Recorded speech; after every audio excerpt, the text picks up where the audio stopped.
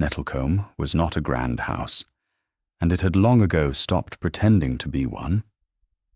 It sat low in a fold of the Somerset Hills, a square grey manor with ivy gone leggy on its west face, and a walled garden that had been let run to herbs and cabbages, because herbs and cabbages were of more use than roses to a household that counted its candles.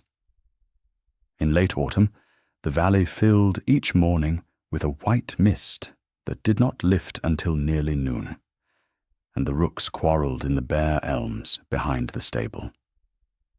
The whole place had the settled, slightly threadbare dignity of a family that had once been of some consequence, and had come down in the world without quite noticing when.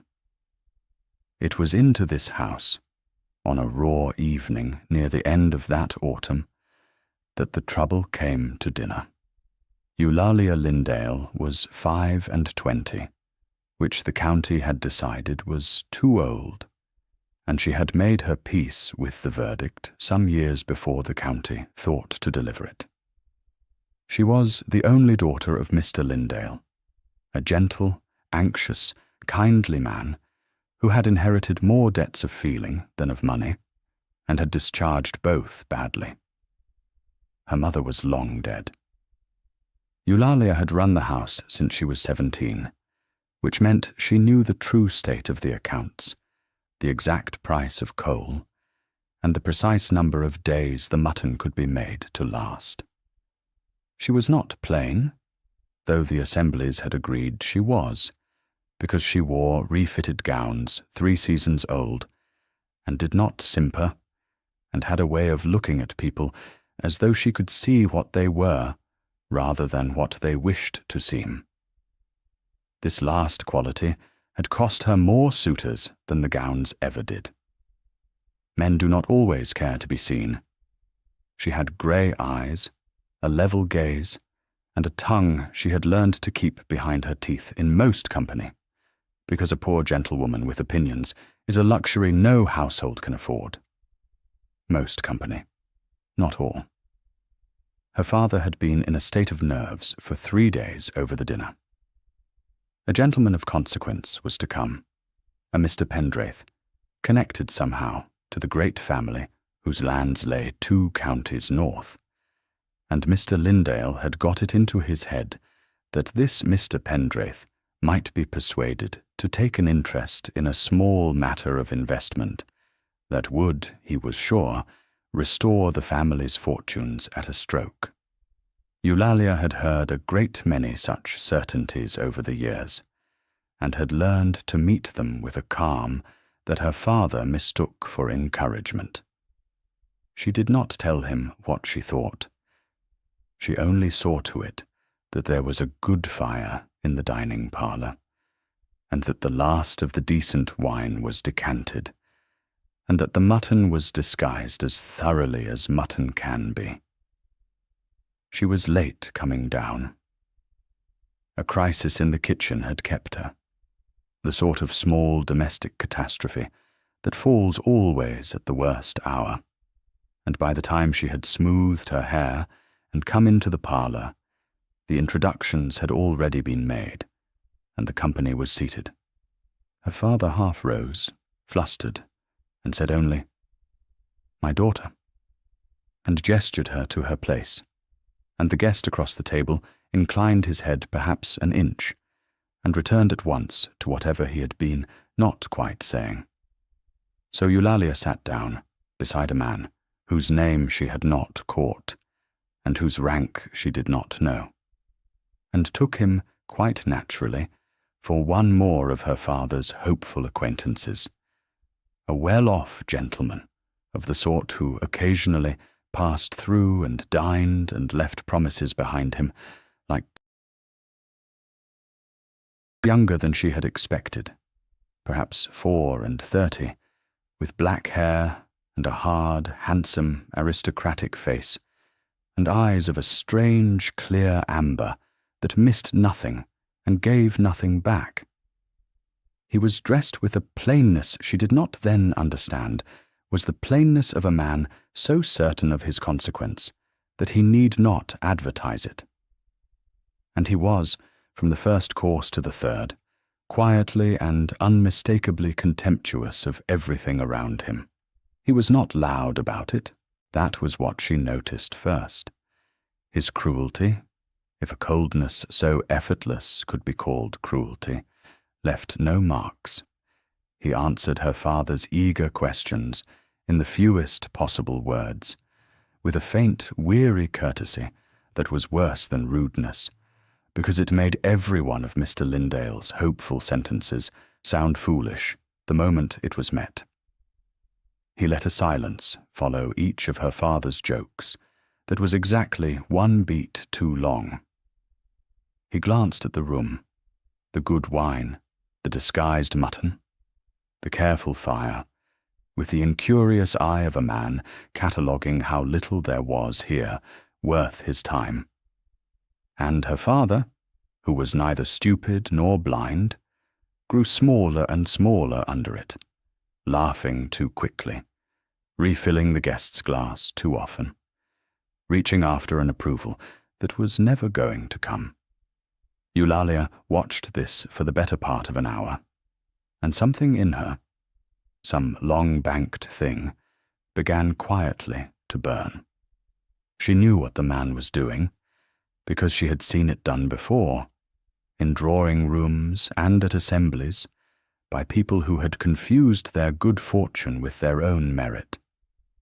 He had taken her father's measure in the first 5 minutes, found him of no possible use, and decided the rest of the evening was a tax to be paid as cheaply as possible. He did not know, and plainly did not care, that the wine he was letting go warm had been saved for a year, or that the man he was diminishing had spent 3 days in hope, or that hope, in a house like this one, was not a cheap commodity. He thought himself among lesser people, and he was letting them feel it, and he was doing it in her father's own house, at her father's own table, having eaten her father's bread. It was the bread that undid her. Some old instruction of her mother's, some scrap of the catechism, rose in her at the sight of a man taking a family's best, and repaying it with disdain. The guest set down his glass, and said to no one in particular, in a tone of mild fatigue, that he wondered the country did not bore its inhabitants into an early grave, since he could not conceive how a rational creature filled the hours between one dull dinner and the next. Perhaps, said Eulalia, before she had decided to speak at all, by learning not to be dull company at the dinner. The table went perfectly still. Her father made a small sound.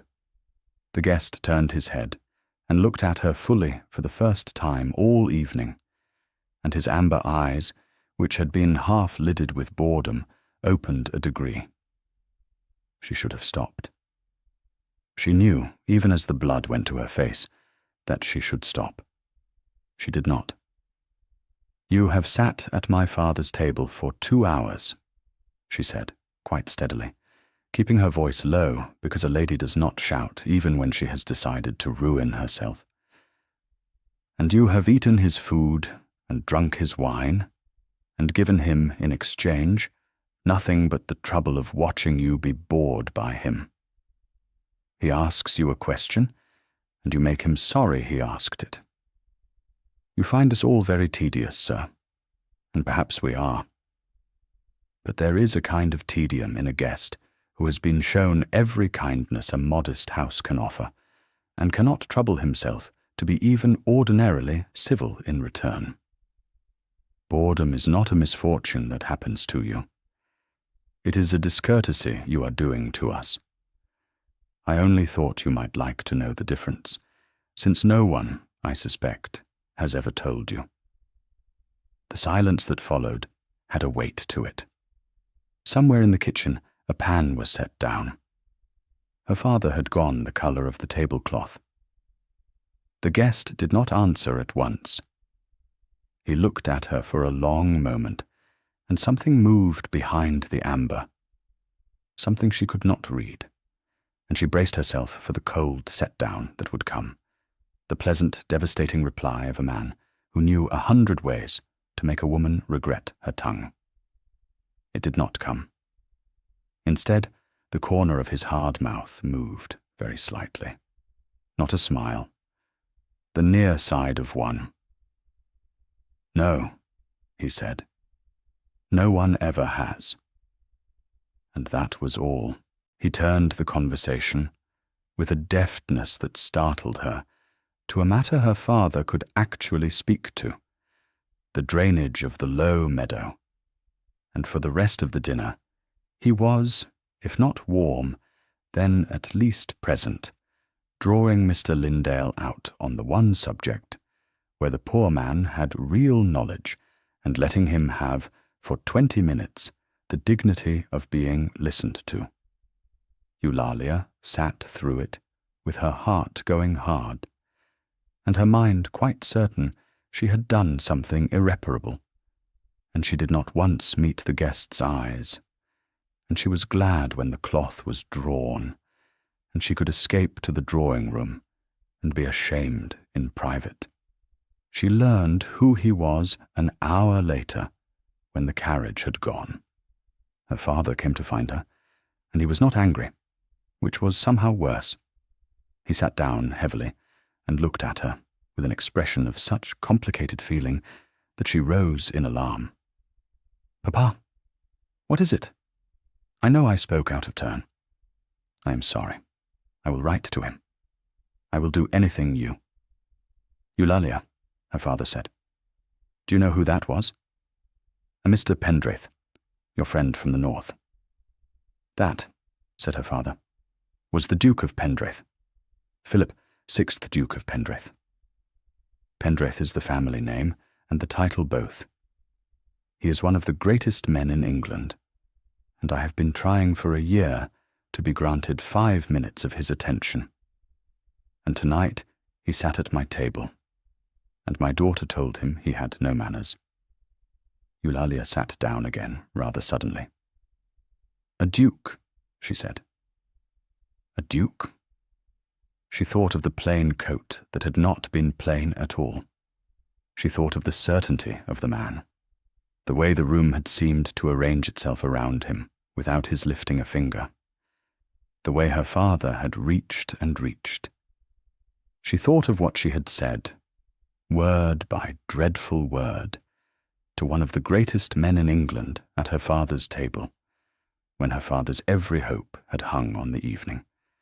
She put her face in her hands. "Papa, I have ruined us." But her father, strangely, did not seem to think so. He was quiet a while, turning his empty pipe in his hands. "He asked me your name again at the door," he said. "As he was leaving, he asked me to repeat it, and he said a thing I did not understand. He said, 'Your daughter is the only person who has spoken the truth to me in 11 years, Mr. Lindale. See that you value her.'" Her father looked up. And then he was gone. "I do not know what to make of it, child. I do not know at all." He rode north through the dark for a long way before he let himself think about it.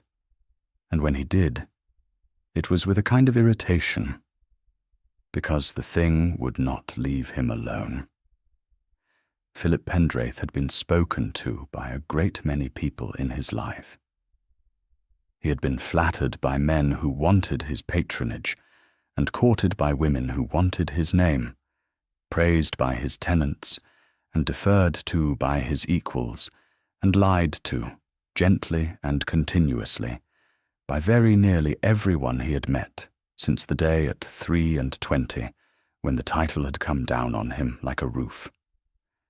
He had learned to hear, underneath the words, to the want beneath them, and the want was always there, and after a while a man stops listening to anything else. He had come to Nettlecombe because a connection of his mother's had asked it as a favour. He had gone chiefly to be somewhere his own household could not reach him, and he had expected a dull evening among hopeful strangers. He had got exactly that. And then a woman in a made-over gown had looked at him across a table of disguised mutton, and told him, without heat and without fear, that he was being unforgivably rude. She had not wanted anything from him. That was the thing his mind kept returning to on the dark road. She had not known who he was. She had believed him a mere gentleman, a man she would very likely never see again. A man who could do nothing for her and nothing to her, and she had told him the truth anyway, because it was true, and because he had wronged her father under her father's own roof, and she could not sit still under it. He had watched the colour come up in her face, and had understood that she was frightened, that she knew she was doing herself harm, and that she had done it regardless. He could not remember the last time anyone had risked anything to tell him a true thing. He was not sure anyone ever had. And there had been the other matter, which he liked even less to examine, which was that she had been right. He had been rude.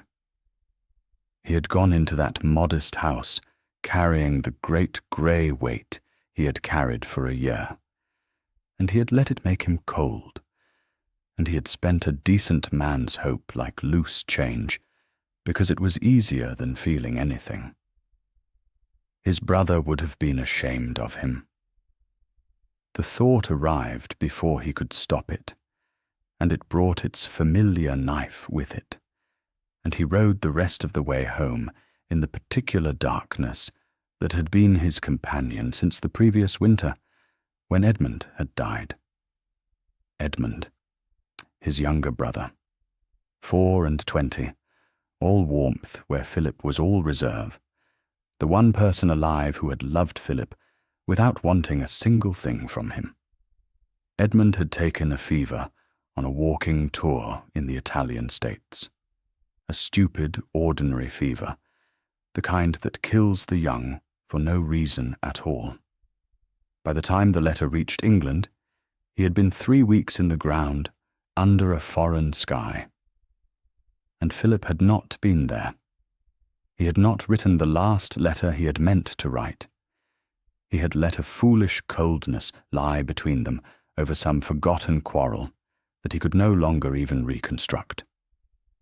He had frozen after that. He knew he had. He had felt the ice come down and had not fought it, because feeling nothing was easier than feeling that. 11 years, he had told the man at the door. He had said 11 years, meaning the whole span of his dukedom. But the truth was narrower and worse. It was 1 year. It was Edmund. The woman at the table had reached through a year of ice and found the man underneath, and she had not even been trying. And Philip Pendraith rode home through the dark, not knowing that a door he had believed permanently shut had been left, that evening, a little ajar. He told himself he would forget her. He was a duke, and she was a country nobody with a sharp tongue, and there was an end to it. He did not forget her. Winter came down over the 2 counties, and Eulalia went back to the accounts, and the coal, and the mutton, and did her best to forget the whole mortifying evening. It should have been easy. The Duke was gone, back to whatever great cold life produced men like that, and she would never see him again. And the only lasting harm was the loss of her father's ridiculous investment scheme, which she had never believed in anyway. She had spoken the truth and paid for it, and that was that. Except that her father had begun, that winter, to talk of London. It was an old campaign of his, renewed each year with the hopefulness of a man who never learned. And each year, Eulalia had turned it aside. There was an aunt in town, her mother's sister, Mrs. Verity Cardew, a widow of small fortune and large ambition, who had been trying for years to get Eulalia to town for a season, on the theory that a girl not yet entirely on the shelf might still be disposed of if she were only put in the right rooms. Eulalia loathed the whole idea. She knew precisely what a season meant for a woman of her age and means. It meant standing at the edge of ballrooms in a gown that could not compete, being looked over and passed by, being pitied by the kind and cut by the cruel, and coming home in the spring, having spent money, the household did not have to purchase a fresh season's worth of humiliation. She had refused it for 4 years running. This year, for reasons she did not fully examine, she let herself be persuaded.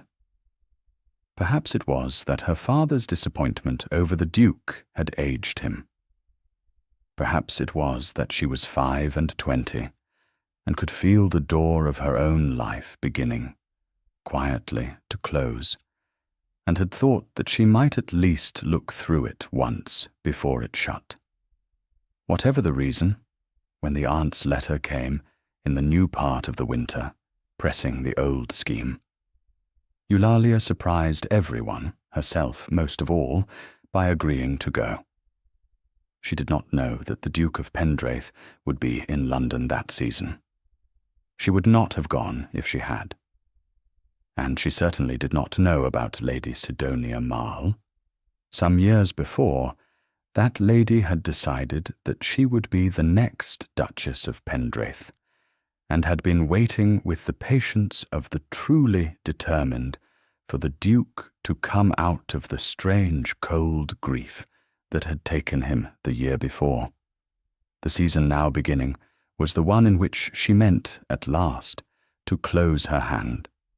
London, in the wet end of winter, was exactly as grim as Eulalia had expected, and her aunt's house, in a narrow street off a fashionable square, was exactly as full of contrivance.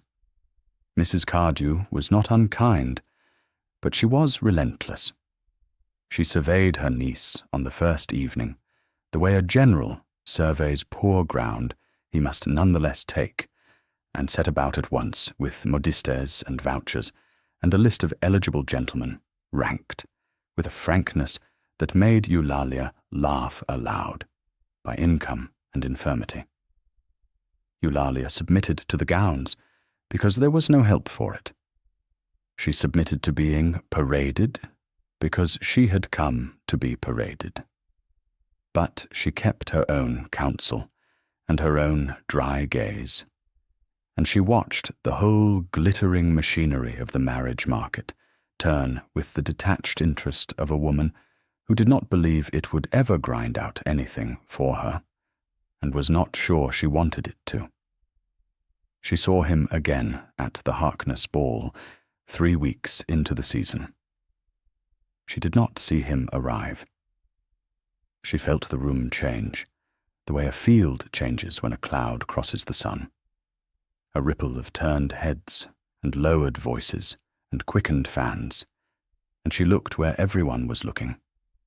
And there he was, the Duke of Pendraith, in black, taller than she remembered, and colder, with the amber eyes moving over the assembled company, with the same incurious weariness she remembered from her father's table. For one instant she felt only the old mortification, hot and total, and she turned to flee behind a pillar like a girl. She was too slow. His gaze, travelling the room, stopped on her. She saw him go still. She saw the boredom drop from his face all at once, replaced by something sharper and much more disconcerting, and she understood with a sinking heart that he had recognized her, and that whatever was going to happen now, she could not prevent. What happened was that the Duke of Pendraith crossed the entire length of the Harkness ballroom, in full view of everyone who mattered in London, and stopped in front of a nobody in a made-over gown, and bowed to her as though she were a person of consequence. "Miss Lindale," he said.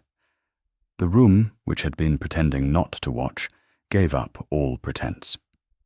"Your Grace," Eulalia managed, and curtsied, and could think of absolutely nothing else to say, because every civil phrase had deserted her, and the only true thing in her head was that she was sorry and mortified, and would like to sink through the floor, and she had learned already where saying the true thing to this man led. "You are surprised to see me," he said. "I am surprised you would wish to be seen speaking to me. After you told me I had no manners." The near smile again, that unfinished thing at the corner of his mouth. "As it happens, Miss Lindale, that is precisely why I wish to be seen speaking to you. May I have this dance? I find I would rather talk to you than to anyone else in this room. And I have discovered, in the months since your father's dinner, that this is a sensation so novel I am disinclined to waste it." She danced with him. She could hardly refuse, with half of London watching. And in any case she found she did not want to refuse, which alarmed her more than the watching did. He danced well and said little, and what little he said was dry and honest, and entirely without the flattery she had braced for. And by the end of it, she had forgotten to be mortified, and had begun, against every instinct of self-preservation, to enjoy herself. She did not see Lady Sidonia Marle, at the edge of the room, watching the Duke of Pendraith dance with an unknown girl in an old gown, and doing sums. "We'll take a very short break. If you don't want to miss new stories, please subscribe to the channel." He called on her aunt's house 2 days later. He called again the week after. He took no trouble to disguise it, and London, which lives on such things, went to work at once. By the middle of the season, the strangest rumour in years was running through the drawing-rooms. The cold Duke of Pendraith, who had turned away the loveliest and best dowered women in England for a decade, was paying court to a penniless country spinster of 25, and the girl, if the story could be believed, had once told him to his face that he was ill-bred. Some found it charming. Most found it incomprehensible. One found it intolerable. Eulalia understood none of it. She only knew that the man who came to her aunt's shabby drawing-room was not the man from the dinner, or was that man with the ice gone out of him. He talked to her as though her opinions were worth having, and asked her questions no one had asked her in her life, and listened to the answers. She remembered one afternoon in particular. Her aunt, scenting a triumph beyond her wildest arithmetic, had contrived to be called from the room on a transparent pretext, leaving them alone with the door correctly ajar, and Eulalia had braced herself for whatever a duke did with an unchaperoned girl. He had done nothing of the kind. He had picked up the book lying open on the table beside her, a volume of sermons she had been reading not from piety, but because it was the only book in the house she had not read twice, and he had asked her, with what seemed like real curiosity, what she thought of it. And she had told him. She had told him it was pompous and self-satisfied, and that its author had plainly never in his life been poor or frightened or hungry, and that a man who had never wanted for anything had no business instructing those who wanted for everything on the virtue of contentment. She had said it before she remembered to whom she was speaking, and then she had stopped, appalled, because he was a man who had never wanted for anything either, and she had as good as called him a fool to his face for the second time. He had not been offended. He had set the book down and looked at her with those amber eyes gone thoughtful, and he had said, "You are right. I have read that book 12 times and admired it, and you have shown me in a sentence why it is worthless, and I shall never be able to admire it again. You have a genius, Miss Lindale, for spoiling a man's comfortable opinions." And then, after a moment, quieter, "It is the most valuable quality I have ever encountered, and I have encountered a great deal that the world calls valuable. Do you know that you are the only person who argues with me? Everyone else has agreed with me for 11 years. It is like living in a house full of mirrors. One begins to think one has vanished."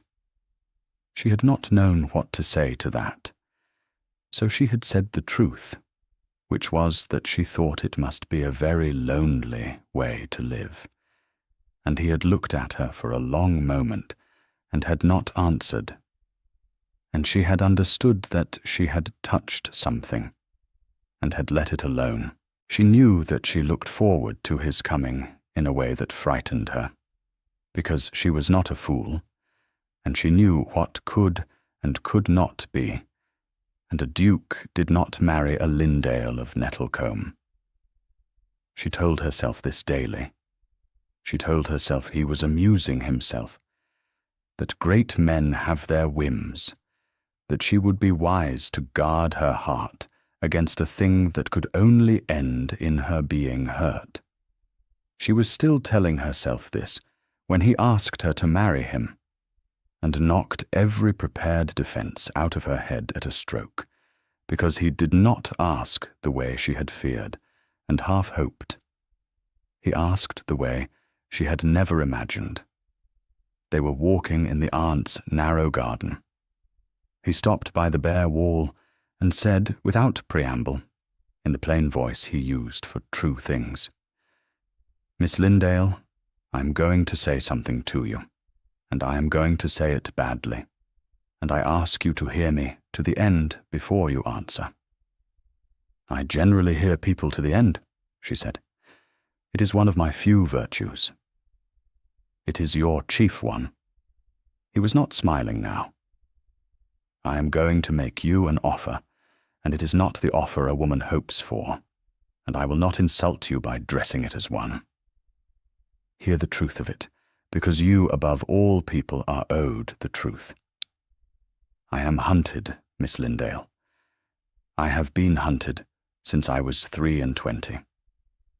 Every unmarried woman in England with an ambitious mother has been aimed at me like a gun for 11 years, and one of them in particular has decided the matter is settled, and waits only for me to agree, and I am tired to the bone of it.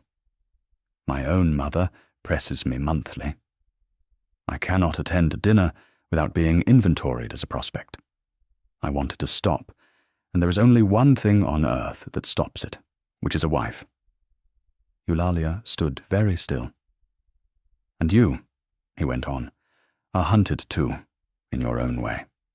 Do not tell me you are not. I have watched your aunt drive you through this season like a beast to market. I have watched you stand at the edge of rooms and be looked over and passed by, and I have watched you bear it with more dignity than the people doing the looking will manage in their whole lives. You do not want this any more than I do. You would rather be at home, running your father's house and speaking your mind, and being let alone. Neither of us wants what the world is trying to force on us, so I am proposing that we refuse it together." "You are proposing," Eulalia said slowly, "a marriage of convenience." "I am proposing exactly that, and I will not pretend it is more. Marry me, and the hunt ends for both of us." Your father need never worry for you again. Your aunt is silenced. My mother is silenced. Lady Sidonia and the whole marching army of them are silenced. You would have a great house to run, which you would run better than any woman I know, and your own rooms and your own income and your own freedom, and no man ever looking through you again, because a duchess is looked at, Miss Lindale, whatever else she is. I offer you respect and honesty, and my word that I will never lie to you, and I ask in return only that you stand beside me, and let us both be left in peace. I am not offering you love. I do not think I have any left to offer. I froze some time ago, and I have not thawed, whatever you may think you did at your father's table. But I would rather be frozen beside a woman who tells me the truth than warm beside a woman who tells me what I wish to hear. That is the whole of it. That is my offer. Now you may speak. It was, Eulalia thought afterward, the strangest proposal any woman can ever have received, and the most honest, and she answered it honestly, because he had asked her to. You are right that I do not want the market, she said. You are right that I would rather be let alone. But you are wrong about one thing, Your Grace, and I will tell you what it is, since you value my telling you things. You say you have no love left to offer. I do not believe you. A man with no love left does not ask a woman to marry him, because he cannot bear to see her looked through. He does not remember a stranger's name for months. He does not cross a ballroom in front of all London to bow to a nobody who insulted him. Those are not the acts of a frozen man. They are the acts of a man who has frozen himself on purpose because something hurt him past bearing, and who does not yet know the ice is already cracking. I do not know what hurt you. You need not tell me. But do not tell me you cannot love, because I do not think it is true, and I will not begin a marriage, even a convenient one, on a thing that is not true. He looked at her for a long time in the grey garden light. When he spoke, his voice had changed. My brother died last winter, he said. Edmund, I was not there. I let a coldness stand between us over nothing. And then he was gone, and I never mended it. And I have not been able to feel anything since without feeling that. I have told no one that. I do not know why I have told you. Because I did not ask, Eulalia said gently. People tell me things because I do not ask. It is my other virtue. And something happened in his hard face then. Some small, terrible loosening. For just a moment, the Duke of Pendraith was not a duke at all, but only a man who had lost his brother and had been carrying it alone. Eulalia saw it. She did not look away, and she did not fill the silence with comfort he had not asked for. She only stood with him in it. That was all. It was the thing no one else had done for him, and he did not have a word for it, but he felt it, and it decided him about her far more surely than any answer to his proposal could have done. Then let me say it plainly, he said, recovering. Will you marry me, Miss Lindale, on the terms I have named, and on one more that I add now, which is that neither of us shall lie to the other for as long as we both live, however much it costs? She should have said no. It was madness. It was a bargain struck between two people who had agreed not to love each other, which is the least promising foundation a marriage can have. But she thought of Nettlecombe and her father's tired, hopeful face, and she thought of the years of standing at the edges of rooms, and she thought most of all of a man who wanted her precisely because she would tell him the truth, which was the one thing about herself. The world had always counted a fault. No one had ever wanted that. She had thought no one ever would. "Yes," she said. "On those terms." "Yes." The marriage was the sensation of the season, and it was celebrated at High Hall in the early summer. Eulalia went from a made-over gown in a narrow drawing-room to the mistress of one of the great houses of England in the space of a single spring. She managed the transformation with a composure that surprised everyone who had wagered against her. It came from the simple fact that she had never confused the house with herself. High Hall did not overawe her. It was only a very large version of a problem she had been solving since she was 17, which was how to run a household well on the resources it had. And High Hall had resources without end, and she found the work suited her. The great house had received her on that first day with the same veiled contempt its master had once shown her father. The upper servants had lined the hall to meet the new Duchess, and she had felt their judgment come down on her like a change in the weather. The country nobody in her borrowed grandeur, and she had known that they were waiting to find her, wanting exactly as the county assemblies had waited. She had walked the line of them slowly, and then, instead of the little gracious speech they expected, she had stopped before a young under-housemaid. The girl was swaying on her feet, grey-faced, plainly ill, and plainly terrified of being seen to be ill on such a day. Eulalia had said, quietly, that she was to go and lie down at once and have some broth sent up, and that no one was to dock her wages for it. The housekeeper had begun to protest. Eulalia had looked at her, the level grey look, and said that a house was known by how it used the people who could do nothing for it, and that she would have this one used kindly, or know the reason. And the girl had been sent to bed, and the hall had gone very quiet. Something in the ranked servants had shifted. They had come expecting either a tyrant or a fool, and had got instead a woman who had noticed, before anything else in her vast new domain, a sick child at the end of a row. By nightfall, the story was through the whole of High Hall. The house did not go over to her all at once, but it began, that day, to be hers. She found, too, that she was not unhappy, which she had not expected. Philip was as good as his word. He gave her respect and honesty, and her own domain, and he asked nothing of her that had not been named. And if the marriage was a bargain, it was at least a bargain, honestly kept on both sides.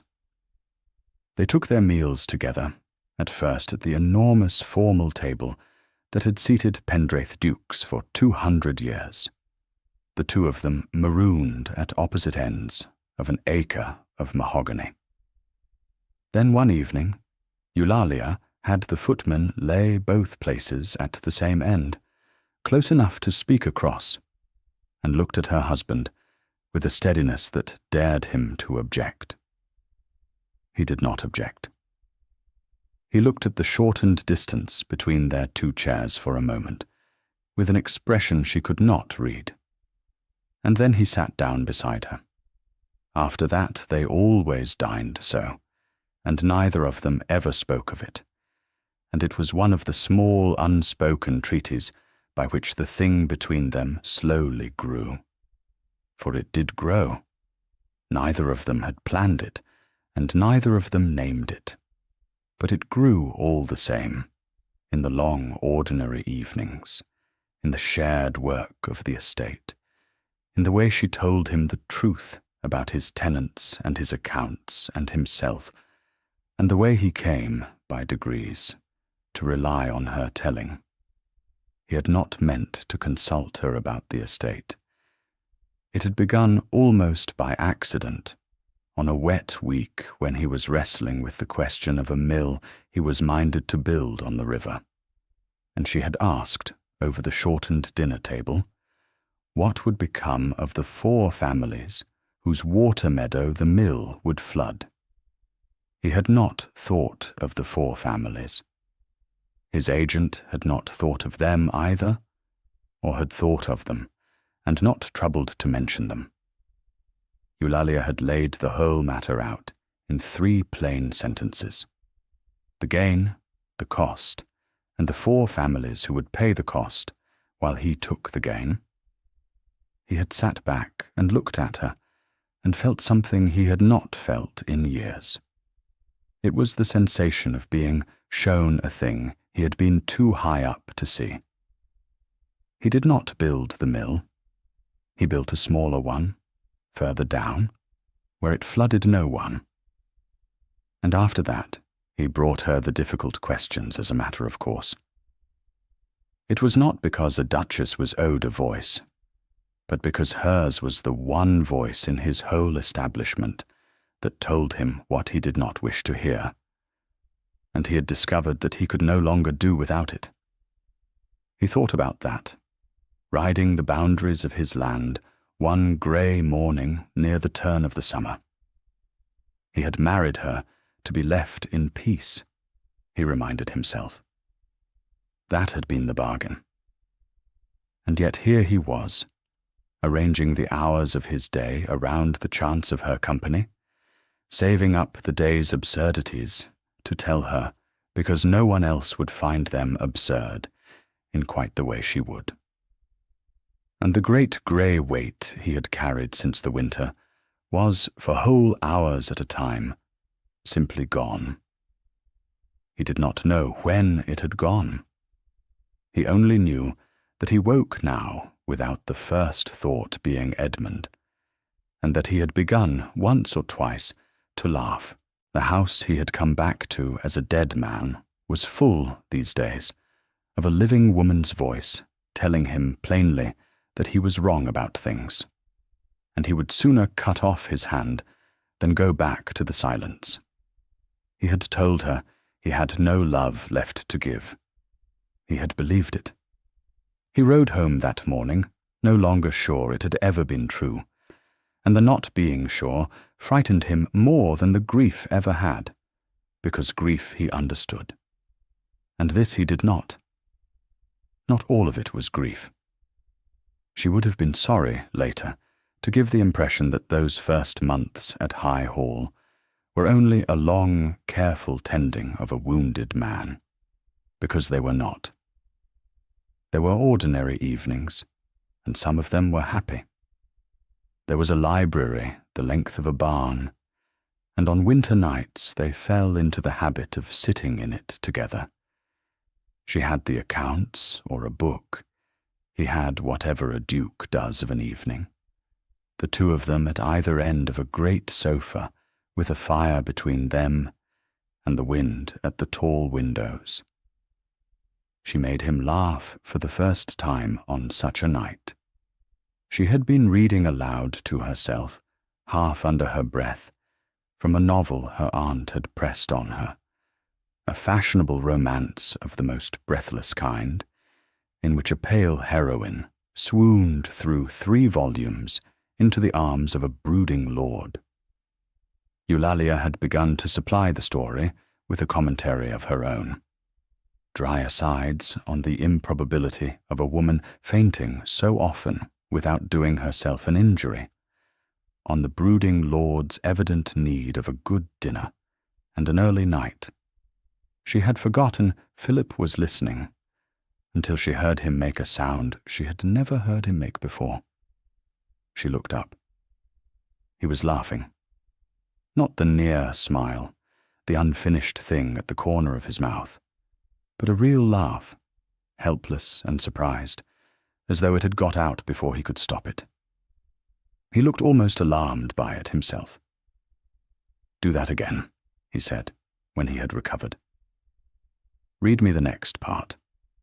I have not laughed in longer than I can tell you, and I find I have missed it." and I did not know I had. So she read him the next part, and improved it as she went, and he laughed again, and something in the long, cold library warmed by more than the fire. She did not think of it as a victory. She did not think of it at all then. But she remembered afterward that it was the night she stopped guarding her heart against him, because a woman cannot go on protecting herself from a man she has heard laugh like that at her own foolish jokes on a winter night in a house they were both learning to call home. She saw the grief itself only once in those early months, and she never forgot it. She had gone looking for him on a still evening, and found him in a part of the house she had not entered, a small room kept shut, and she had opened the door before she understood what it was. It was a boy's room, Edmund's, kept exactly as its owner had left it, the books, the fishing rods, a coat on a hook, a boy's whole abandoned life held in a stopped moment. And Philip was standing in the middle of it, in the last of the light, not weeping, only standing, the way a man stands at a grave. She should perhaps have withdrawn. She did not. She came in quietly and stood beside him, and looked at the coat on the hook, and said nothing at all. There was nothing to say that would not have been a lie or an insult. The only true thing she had to offer was to be there, and let him not be alone in it. They stood a long time. At last he said in a low voice, "I keep meaning to have it cleared. I have not been able to." And she said, "Then do not clear it. There is no law that says you must. Keep it as long as you need it, and clear it when you are ready. And if you are never ready, then never clear it. And let no one tell you that grief keeps a calendar." And he had turned and looked at her as though she had said something extraordinary. And perhaps she had. After a moment he had taken her hand, there in his dead brother's room, the first time he had ever reached for her of his own accord. She had let him hold it. That was all, and it was a great deal. His mother saw it before either of them did. The Dowager Duchess of Pendraith was a small, sharp, formidable woman named Lavinia, who had been prepared to disapprove of her son's mad marriage with all the considerable force at her command, and who had arrived at High Hall in the first week fully armed to despise the country nobody her son had inexplicably chosen. She had lasted, by her own later account, about a day and a half. Eulalia had neither cringed before her nor flattered her, which no one else in 30 years had failed to do. She had met her plainly and treated her kindly. On the second morning, she had told her that the blue rooms she had been given faced north and were cold, and that she should have the south rooms instead, which were warmer and had the better view. And she had moved her without fuss into comfort. It was such a small thing. The old woman, who had spent 30 years being deferred to and never once being cared for, found herself unexpectedly moved, and by the end of the week she had gone over entirely and become the fiercest partisan the new Duchess had. "He is not frozen with you," the Dowager said to Eulalia one afternoon, watching her son ride in from the home farm. "You may not see it, living inside it. I see it. He came back to me last winter, a dead man, my dear, after Edmund. I had given him up. And now there is a living man riding up my drive, and I know very well whose doing it is, whatever the pair of you tell yourselves about your convenient arrangement." She fixed Eulalia with her sharp old eyes. "Do not mistake me for a sentimental woman. I am not. But I have buried one son this year, and I do not intend to watch the other freeze back to death for want of being told plainly that he is loved. You will tell him. When it is time, you are the only person he will believe. Eulalia did not answer that. She was not ready to. But she carried it about with her afterward like a stone in her pocket, and she took it out and looked at it more often than she meant to. The trouble, when it came from London, and it wore a beautiful face. Lady Sidonia Marle did not accept defeat. She had spent years arranging herself for the position of Duchess of Pendraith, had built her whole sense of her own worth on the certainty of it, and she was not a woman who could simply set down a thing she had carried so long. When she learned that the Duke had married a nobody, a country spinster with a sharp tongue and no fortune, she felt it not as a disappointment but as a theft. And she set about, with the patience and precision she had once meant to spend on winning him, to unmake the marriage that had cheated her. She began with words, because words were her weapon. She could not attack the Duke, so she attacked the Duchess. And she did it in the pleasant, smiling, bloodless way of her kind, so that no single thing she said could ever be held against her. She let it be known in the right drawing-rooms that the whole affair was a great joke, that the Duke had married the girl on a whim and already regretted it, that a woman who had famously insulted him at a country dinner had trapped him into the match by the very novelty of her rudeness. She wondered aloud, sweetly, how long a great man could be amused by an ill-bred country manner before it began to grate. She made of Eulalia's honesty, which was her one distinction, a thing to be laughed at, a rustic crudeness, a lack of the polish a duchess required. And because she was clever, and because society is always glad of a victim, the poison spread.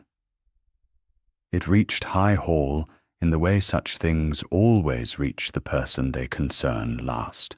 Eulalia began to notice a coolness in the county families who called a certain veiled amusement, a way people had of watching her at the dinner table, as though waiting to be entertained by a solecism. She understood it fully one afternoon, when two of the great ladies of the neighbourhood called together, ostensibly to pay their respects, and sat in her drawing-room, drinking her tea, and doing, with exquisite politeness, precisely the work Lady Sidonia had sent them to do. They admired everything a shade too much. They asked, with wide, sympathetic eyes, whether the Duchess did not find the management of so great a house a terrible burden, coming as she did from a smaller way of living, and whether she would not prefer to leave such things to the housekeeper who understood them. They mentioned, in passing, how very droll the story of the dinner had become in town, how everyone was repeating it, and they laughed, kindly, inviting her to laugh with them at herself, at the country girl who had scolded a duke over the mutton. And Eulalia, pouring the tea, understood that she was being invited to a choice. She could laugh along and be their pet, the amusing rustic who knew her place, or she could take offence and be their proof, the vulgar creature who could not take a joke. Both roads led where they wished her to go. She took neither. She set down the pot and said pleasantly that the story was quite true. She had indeed told the gentleman he was ill-mannered, because he had been. And she had found since her marriage that her husband valued plain speaking above almost anything, which she supposed was why he had married a woman who could do it rather than one who could not. And she smiled, and asked whether they would take more tea. The two great ladies, who had come to draw blood, found they had somehow been answered without being given anything to carry back. They went away a little baffled, and reported to Lady Sidonia that the country duchess was harder to break than they had been led to believe. But the calls left their mark all the same. Eulalia sat alone after they had gone, and felt the old cold feeling from the edges of 100 ballrooms, the sense of being surrounded by smiling people who were waiting for her to fall. And she understood that the campaign against her was real and patient, and would not stop, and that sooner or later it would find its ground.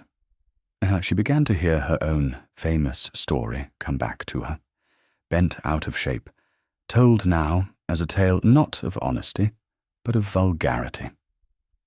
And in the late summer, when the Duke gave a great ball at High Hall, the first he had given since his brother died, Lady Sidonia came, invited by right of old connection, and brought her campaign into the house itself. The ball was to be Eulalia's presentation as Duchess to the whole of the county and half of London, and Lady Sidonia had chosen it, with a strategist's eye, as the ground on which to destroy her. Eulalia dressed for it that evening with a heavy heart. She had learned, by then, the full shape of what was being said about her, and she had learned who was saying it, and she knew that the ball was a trap, and that a great many people would be there, chiefly in the hope of seeing the country duchess disgrace herself. She looked at herself in the glass, in the first truly fine gown she had ever owned, and she felt the old feeling from the edges of 100 ballrooms, the certainty of being found wanting. And for a moment, her courage failed her. Philip found her there. He had come to fetch her down, and he stopped in the doorway and looked at her for a moment.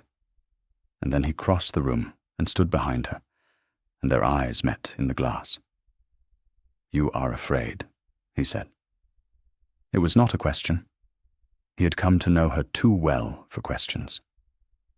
"They are all coming to watch me fall," she said. "Sidonia has seen to it. I know what is being said, Philip, that you regret me, that I am a rustic joke you tired of, that I trapped you." She had not meant to say his name. It had come out on its own, the first time she had ever used it, and she heard it land in the quiet room, and did not take it back. "I do not know how to fight her. She fights with smiles and whispers, and those are not weapons I have. If I answer her cruelty with cruelty, I become the vulgar creature she says I am. And if I say nothing, they will think it true. I do not know what to do." He was quiet a moment. Then he turned her gently by the shoulders to face him, away from the glass. "You called me Philip," he said. "I did. I am sorry. Do not be sorry. I have been waiting the better part of a year to hear it." And there was the near smile again, but fuller now, nearer to a whole thing than she had ever seen it. "Eulalia, listen to me, because I am about to tell you something true, and we do not lie to each other. You ask how to fight a woman who fights with smiles and whispers. You do not fight her at all. You have never once in your life won anything by being other than exactly what you are, and you will not begin tonight. She wants you to answer her in her own coin, so that she can prove you are what she says. Do not give it to her. Go down those stairs and be the woman who told a duke he had no manners at her father's table. Be honest and be kind, and be entirely without fear, and let every soul in that room see the difference between a woman who says true things and a woman who says pretty ones. That is a contest you cannot lose, because you have been having it your whole life, and it is the only reason I am standing here at all." She looked at him. "You told me once," she said slowly, "that you had no love left to offer. I did tell you that. Was it true?" The Duke of Pendraith looked at his wife for a long moment in the candlelight on the evening of the ball that was meant to destroy her, and he did the thing he had promised he would always do, which was not to lie to her. "No," he said. "It was not true. It has not been true for some time. I think it stopped being true at your father's table, though I did not know it then. I have been frozen a long while, Eulalia, and I told myself I liked it, because a frozen man cannot be hurt, and I had been hurt past bearing, and did not mean to be again. And then a woman in an old gown told me the truth across a table of bad mutton. She would not be afraid of me, and would not want anything from me, and the ice I had been so careful of began to go. I have been thawing ever since, against my own will, and it is the best thing that has happened to me in 11 years. I did not marry you to be left in peace. I told myself I did. I married you because you were the only living thing that had reached me since my brother died, and I could not let you go back to the edge of some other man's ballroom. That is the truth. You asked for it, and there it is. And now let us go down, and let London see what an honest woman looks like." She could not speak. She put her hand flat against his chest, over his heart, and felt it going hard and quick under her palm. This man who had told her he was frozen. She found that her eyes had filled, and she blinked the tears back, because there was a ball to be gone to, and a battle to be fought. But she left her hand where it was a moment longer, and he covered it with his own. Neither of them said anything. The thing was said now, and did not need repeating. Then she lifted her chin and took his arm, and they went down together. The ball was everything Lady Sidonia had planned, and nothing that she had planned. The great rooms of High Hall blazed with light, and the county and half of London filled them, and every eye turned when the Duke and the new Duchess came down the stair, and a low hum of anticipation ran through the crowd. The anticipation of people who have come to see a fall. Lady Sidonia stood near the foot of the stairs, exquisite in silver, smiling her pleasant smile, ready. She made her move early, before the dancing, in the way she had planned it, in a knot of the most important guests, where the maximum number of the right people would hear. She greeted the Duchess with wide, warm, poisonous civility. In a voice pitched to carry, she said how brave it was of dear Eulalia to attempt so grand an entertainment, and how charming it was that the Duke had taken a wife with such refreshingly natural country manners. She did so hope, she said, that the evening would not prove too great a strain, since a house like High Hall could be so very demanding for one not born to it. Every word was a knife wrapped in silk. The circle waited, smiling, for the country duchess to redden, or to stammer, or to lash out and prove herself the vulgar creature the story promised. Eulalia did none of those things.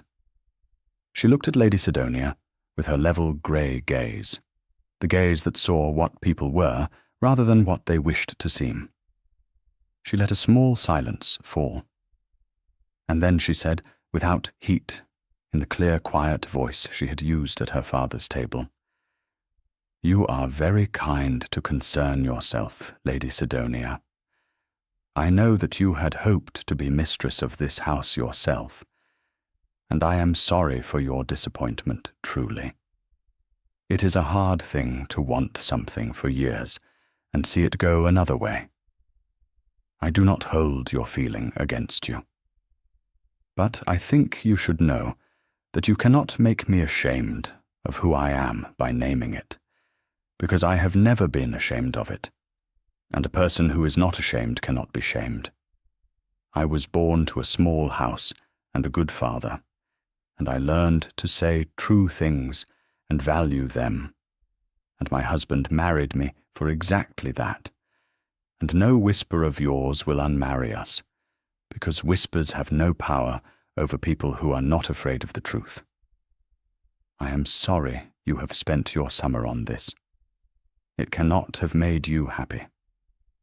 I should have wished you happier. And the terrible thing, the thing that undid Lady Sidonia completely, was that there was no cruelty in it. If Eulalia had struck back with malice, Sidonia could have won, could have been the injured party, could have made the vulgar country duchess into the villain of the tale.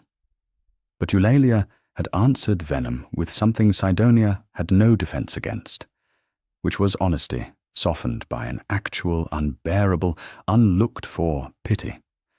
She had named Sidonia's true wound out loud, gently, in front of everyone, and forgiven it, and wished her well. And there is no smiling reply to that. The circle, which had come to watch a countrywoman disgrace herself, found itself watching instead a great lady's cruelty met with a grace it could not touch, and the sympathy of the room, which is a tide that runs always toward dignity, turned in an instant and turned against Sidonia. She stood a moment with her pleasant smile fixed and dying on her face, and Eulalia saw, in the instant before Sidonia mastered herself and withdrew, the thing beneath the beauty, which was fear. Not fear of the Duchess. Fear of the future rushing at her, the years opening ahead in which she would not be the great match, would not be chosen, had spent her whole self on a position that had gone to a nobody, and had nothing now to spend it on again. It was a naked, human, frightened thing, and Eulalia, who might have exulted, found that she could not, and only felt sorry, which was worse for Sidonia than any triumph could have been. Lady Sidonia made her excuses within the hour, and left High Hall, and she did not trouble the Pendraiths again. She married the following year a viscount of no particular distinction, and lived a life of moderate consequence that was not the life she had wanted. That was the whole of her defeat, and it was, those few who understood it agreed, exactly enough. Philip had watched it all from a little distance, and when Sidonia had gone, he came to his wife's side, and he did a thing that finished the evening's work as thoroughly as her own words had begun it. He took her hand, in full view of the assembled county and half of London, and raised it to his lips. And he looked at her, while he did it in a way that no one in that room could mistake for the courtesy of a convenient marriage. The last of the whispers died that night, and were never seriously revived. The Duke of Pendraith, it was agreed by everyone who had seen it, was not a man who regretted his wife. They danced later, when the rooms had settled and the music had grown soft, and he held her a little closer than the dance required, and she let him. "You told her you were sorry for her," he said. "You meant it." "I did. I know what it is to want a thing and watch it go by. I wanted it less cruelly than she did, but I knew the feeling. It seemed unkind to pretend I did not." "You are," said the Duke of Pendraith, "the most extraordinary woman in England, and I have spent a year being too frozen and too foolish to say so, and I do not intend to waste any more time." He drew back enough to look at her. I know we made a bargain. I know we agreed not to ask this of each other. But I am asking it now, because we do not lie, and I will not go on pretending this is a marriage of convenience when it has not been one for months. I love you, Eulalia. Not conveniently, not safely, entirely. I have thawed straight through, and it is your doing, and I would rather feel all of it, the grief and the joy together, beside you, than feel nothing at all ever again. That is the truth. Now you may speak. She looked up at him, at the hard, handsome face, gone open and unguarded, at the amber eyes that had learned, in a year, to give something back. I stopped telling myself it could not be, weeks ago, she said. I only did not say so, because I was waiting for you. You are slow, Your Grace, for a clever man. And then, because they did not lie to each other, and because it was true, and because she had waited a long time to say a true thing to someone who wanted to hear it. I love you. I have loved you since you took the reproof at my father's table, and did not crush me for it. I did not know it then. I know it now. There. We are neither of us frozen any longer. And he laughed, which the county had not heard the Duke of Pendraith do, in living memory, and several people turned to look, and he did not care, and they finished the dance. There was a grief that did not lift, and neither of them ever pretended it did. Edmund was still dead, and no happiness of Philip's could reach back and mend the letter he had never written, or the coldness he had let stand. He carried that, quietly, to the end of his days, as a man carries an old wound that has healed but aches in certain weathers. But he carried it now, as a living man carries such things, and not as a frozen one. Eulalia knew the whole of it, and never once asked him to feel less than he felt. That was the gift she gave him that no one else could have, the same gift she had given him in her aunt's grey garden. It was to stand with him in the hard thing, and not fill the silence. His mother, the dowager, lived long enough to see it, and to hold the first of her grandchildren before she died. He was a small, dark-haired boy, with his father's amber eyes. And already, everyone said, though he was far too young for anyone truly to know it, he had the promise of his mother's habit of looking at people as though he could see what they truly were. They called him Edmund. It was Eulalia's idea. Philip could not have proposed it, but when she did, he had to leave the room for a while, and when he came back his eyes were wet, and he only took her hand and pressed it. And that was all, and it was enough.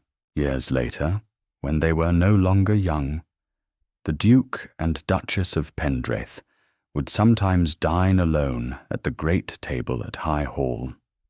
At the near end of it, close enough to talk, the two places always laid together where 200 years of Pendraiths had sat marooned at opposite poles of the mahogany. And now and then, on such an evening, Philip would look down the long, empty stretch of the table toward where a guest would sit. He would remember a raw autumn night in a modest house 2 counties south, and a woman in a made-over gown who had not known who he was. She had told him, across a table of disguised mutton, that boredom was not a misfortune that happened to him, but a discourtesy he was doing to others. And that no one, she suspected, had ever told him the difference. Someone had told him that night. It had cost her everything she had to spend, and she had spent it on a stranger who could do nothing for her, because it was true and needed saying. He had crossed his whole cold life to reach her after that, and he had never once been sorry. For a house, he had learned, and a life, and a heart, are none of them saved by the people who tell you what you wish to hear. They are saved, if they are saved at all, by the one person with the courage to tell you the truth at the table, when the truth is the last thing in the world you want and the first thing you need. Thank you for listening to the story all the way to the end. Please tell us which city you're watching from and what the story made you feel. Don't